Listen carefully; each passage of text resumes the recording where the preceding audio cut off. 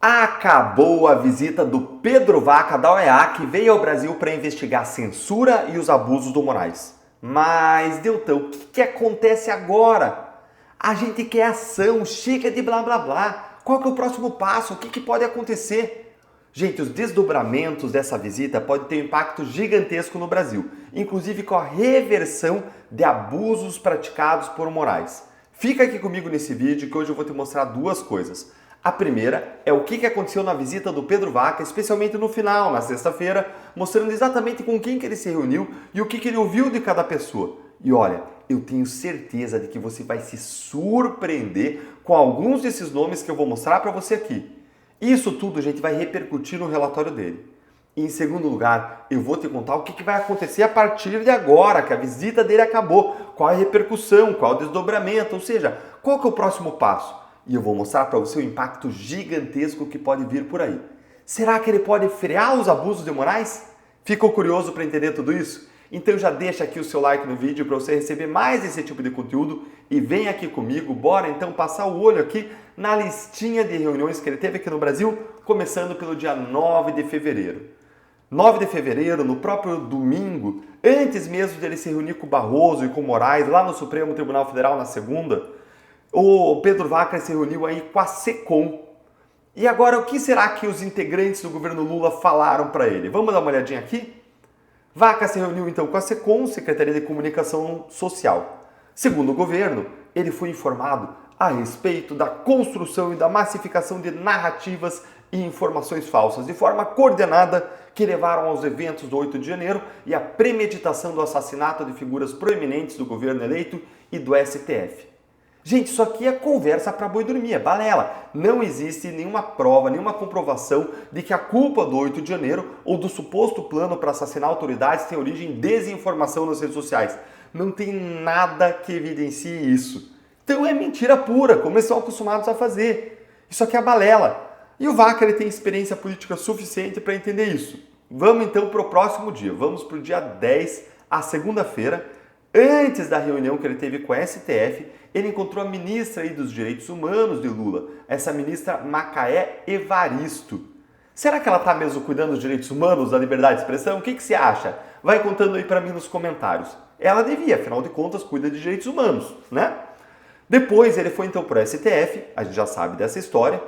E por fim ele foi e encontrou o Bessias, agora já no dia seguinte, na terça-feira. O Bessias, o Jorge Messias da AGU. O que será que o Bessias disse para o Pedro Vaca? Vamos ver aqui?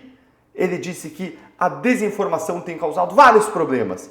Falou em casos envolvendo as vacinas do Covid, as doações para vítimas das enchentes no Rio Grande do Sul e o Pixgate. Gente, a gente sabe que as críticas ao governo pela má atuação nas enchentes do Rio Grande do Sul foram críticas legítimas e que o governo tentou silenciar, instaurando inquéritos abusivamente que implicaram censura. A gente sabe também que o tal do Pixgate foi uma incompetência, um mau desempenho do governo, como a gente viu naquele vídeo do Nicolas que viralizou, que eles disseram que tem desinformação, mas não tinha nada de desinformação, nada de fake news, só incomodou o governo. E a gente já sabe que esse governo com perfil censor autoritário, quando desagrada, eles querem calar a boca e fazem isso por meio da Polícia Federal.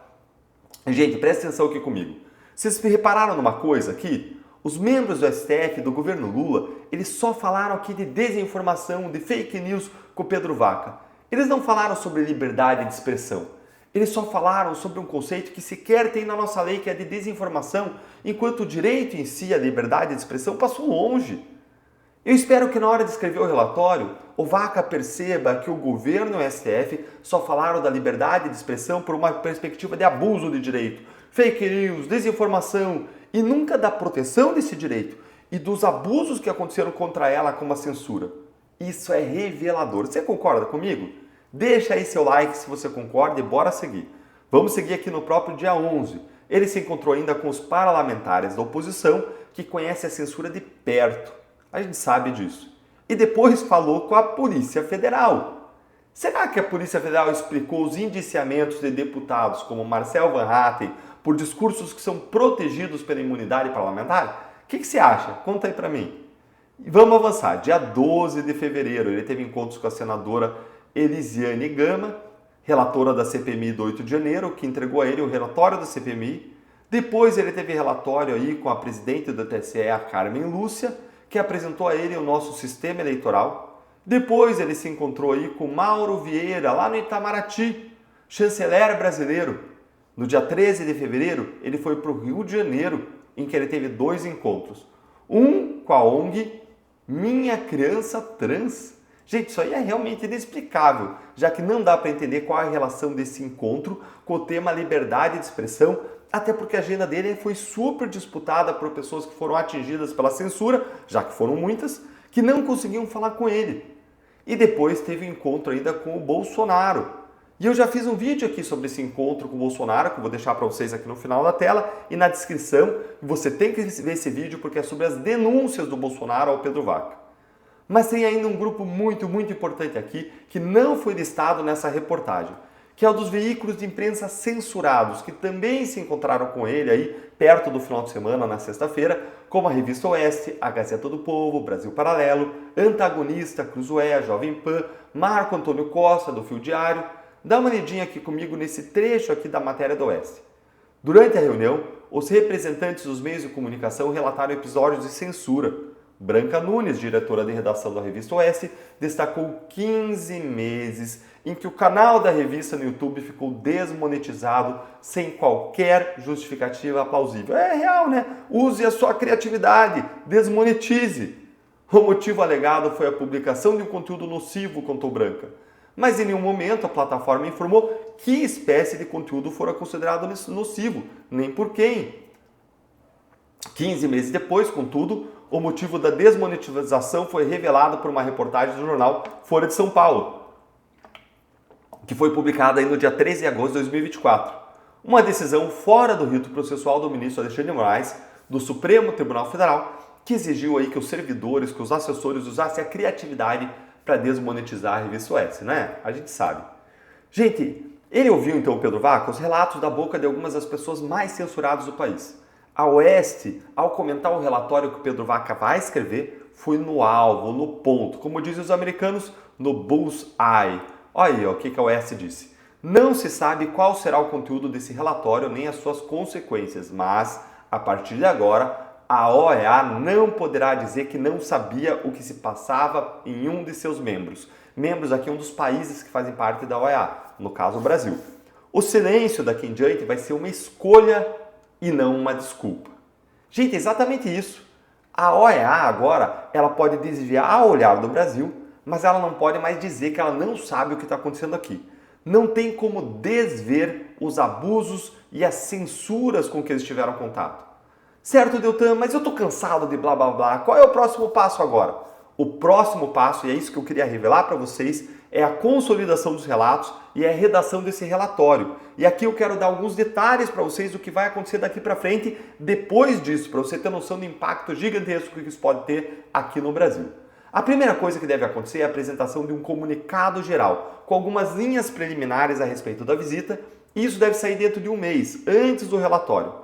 Esse comunicado geral ele não deve ter ainda as conclusões do Pedro Vaca, mas ele pode abordar de uma maneira geral qual foi o sentimento dele durante a visita.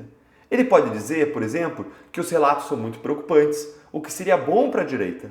Ou ele pode dizer que o Brasil tem garantido a liberdade de expressão, o que seria uma mentira deslavada. Mas pelo tom desse comunicado a gente vai poder ter uma ideia de como que vai vir o relatório. Depois disso, o relatório em si ele deve sair num período estimado aí de 5 meses. Mas beleza, Deltan, saiu o relatório e vamos dizer que ele foi o melhor possível, que ele criticou Moraes, o STF, que ele falou que tem censura e abuso no Brasil. E daí? O que acontece depois? Bom, gente, acontecem duas coisas. A primeira é que a Comissão Interamericana de Direitos Humanos pode humilhar o Brasil na comunidade internacional com um relatório identificando o Brasil como um país violador de direitos humanos e dando recomendações para o Brasil que ele precisa seguir como país, porque é signatário da Convenção Interamericana. E as recomendações serão todas para cessar as violações de direitos humanos. Restaurar as contas bloqueadas nas redes sociais, derrubar a censura, devolver os passaportes, retirar as cautelares que impedem as pessoas de dar entrevistas, como Felipe Martins, soltar os presos políticos e por aí vai.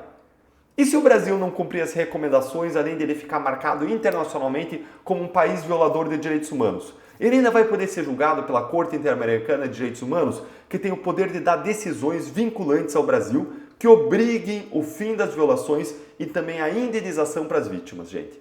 E lembre, tudo debaixo da pressão do Trump, que como eu já falei para vocês em um outro vídeo que eu vou deixar aqui no final da tela e também na descrição, o Trump foi para cima da OEA pedindo uma providência em relação à censura. Então entendam, olha, primeiro vai sair aquele comunicado, em seguida sai o relatório. Aí, a partir daí, tem duas providências que podem sair. Uma crítica a partir da Comissão de Direitos Humanos, dizendo que o Brasil viola direitos humanos, e ainda esse caso pode vir a ser julgado pela Corte. Tudo debaixo da pressão dos Estados Unidos. E quando a comissão ou a Corte considera o Brasil como violador de direitos humanos, aí pode ser um trigger, um gatilho para acionar toda a máquina americana de secretário de Estado, Tesouro americano, que podem aplicar penalidades para os ministros do STF. Então, esse relatório ele pode ter um impacto gigantesco daqui para frente no Brasil. E aí, agora, como que você sabe como é que a visita aí do Pedro Vaca terminou? Qual que você acha que vai ser o teor do relatório? Eu quero ouvir a tua opinião, conta aqui para mim. Agora, independentemente de qual seja aqui o teor do relatório, a gente não pode ficar parado, gente, porque a luta contra os abusos e pelas nossas liberdades depende apenas de nós. E é por isso que eu quero convidar você, e eu insisto nisso, para a Academia de Justiça e Política, que é uma academia para você se exercitar e ficar forte naquilo que a gente mais precisa, que é o seu conhecimento e preparo. A academia é um ambiente de sala de aula sem aquela censura que existe nas redes sociais, em que eu posso falar toda a verdade para vocês sobre os abusos contra as liberdades, sobre a corrupção sistêmica e posso falar sobre as raízes da impunidade. E ali eu vou te armar até os dentes com a arma mais poderosa que é o conhecimento e o preparo, deixando você pronto para a luta em prol da vitória da direita em 26. Você vai aprender, gente, todos esses assuntos e você vai aprender ainda como articular isso, como defender o que você acredita nas redes sociais e também na sua vida. Esse é o meu ambiente de ensino mais completo, sem censura. E se você ficou interessado, confere o link que está na descrição e também confere o link que está nos comentários. É o mesmo link, mas está na descrição, está nos comentários. Ou então você pode pegar o seu QR Code e mirar aqui no QR Code, mirar com o seu celular aí com a telinha, com a câmera, e você vai ser direcionado para essa página que tem todas as informações do curso. E ali, se você me der o privilégio de ser o seu professor, a gente vai caminhar mais essa dimensão lutando juntos e agora mais capacitados, preparados aí em conjunto para essa tarefa. Então corre lá enquanto é tempo, porque no ano passado as inscrições ficaram abertas por apenas uma semana e vai ter um tempo limitado aqui. Eu estou muito preocupado com o momento, estou deixando aberto um pouco mais aí do que eu deixei no ano passado, esse tempo para as inscrições, e eu tenho certeza que você vai gostar muito. E mais, o ônus aqui é todo meu. Se você não gostar, você pode pedir o seu dinheiro de volta dentro de uma semana, 7 dias. Você pode pedir tudo de volta, dizer não gostei, não era o conteúdo que eu esperava, não vou me sentir preparado. Então, eu tenho uma confiança absoluta que você vai gostar desse curso. Então, não deixe de se inscrever, fazer parte disso para que a gente possa lutar com as armas certas por aquilo que a gente acredita. Se inscreve, espero você lá e um grande abraço.